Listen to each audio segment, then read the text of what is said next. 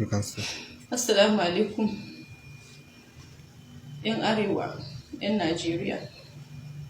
Ina muku gaisuwa da fatan alkhairi. Sunana Hajiya Aisha.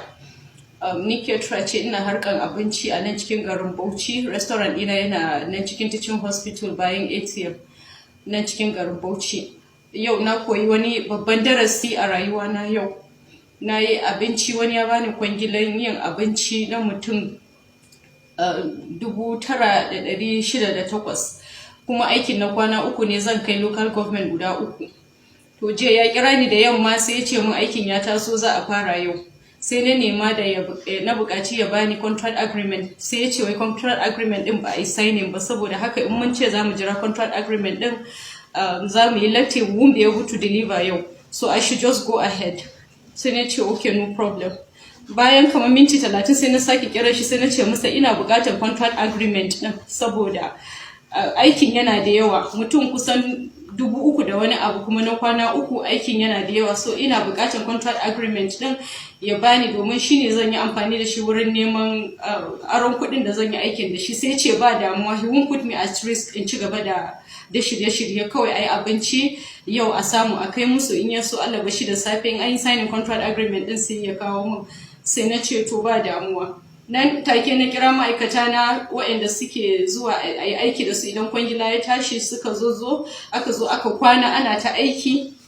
Da muka gama aiki muna kusan gama wurin karfe 10 na safe, sai na kira shi, ne ta kiransa a waya bai daga ba. Sai na yi masa text na ce ina buƙatar number, ya bani number mutanen da za su karɓi abinci a shi wa'annan local government inda za mu kai abincin, da number da kuma adireshin inda za a kai abincin.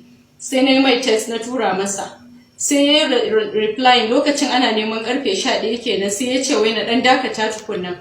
Sai na ce to ba damuwa. Na tsaya ina ta jira bai kira ni ba, na ci gaba da kiransa bai daukan wayana. Na kira bai dauka na wayana, da naga karfe 1:30 yayi sai na bi shi office, na je na same shi. Sai na ce masa yaya, na ji shuru, dare na yi, ya kamata a ce a tafi akai abincin nan. Sai ya ce wai dan saurara, yana jiran wani directives ne tukunna kafin nan ya gaya min cewa za a kai abincin. Sai na ce to ba damuwa. Na dawo na zo na jira har karfe 3 yayi, har 4 yayi, har 5 ya wuce. Bai daukan waya idan na kira shi. Sai na gaya wa mijina, na ce ga halin da ake ciki. Sai muka kama hanya muka tafi office ɗinsu. Muna zuwa suka ce bayi nan ya tafi. Muka dinga irinsa a waya bai dauka, gashi yanzu karfe 8 ta wuce, ana neman karfe 9, har yanzu da nake muku magana bai kira ba, bai daukan waya na. Gashi an banni da abinci, abin karin kumallo na mutum 3,000, abincin ci na mutum 3,000. Wayannan kaɗan kenan daga cikin abubuwan da muka yi. Ka biyo ni saboda a nuna musu sauran abubuwan su gani. Ka biyo ni da sauri.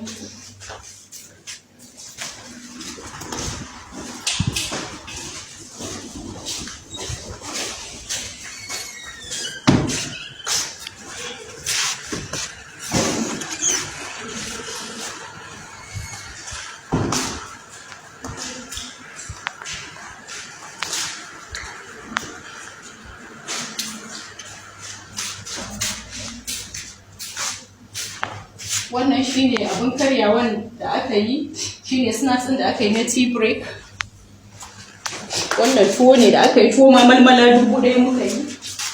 Ga sauran abincin nan, gashi ya banni da abincin gaba ɗaya, ya banni da su, bai ɗaukan waya na, ga dare yayi, ni ban san ya zan yi ba. Ina neman taimakon manyanmu na Arewa, ku taimake ni ku sai abincin nan a sadakar da shi wa mabukata. Ina neman taimakon manyanmu na Arewa su taimake ni su sai abincin nan domin a yi sadaka da shi. Ban san ya zan yi ba. Mutane sun ce mun wai in kai shi wurin 'yan sanda. Yanzu 'yan sanda ba za su mun maganin abin da yake damuna ba. Yanzu gashi nan kaya an banni da shi, kuma kayan kuɗi. Na je na rantumo bashi, na sassai abubuwa, ban san ya zan yi biya mutane kuɗinsu ba.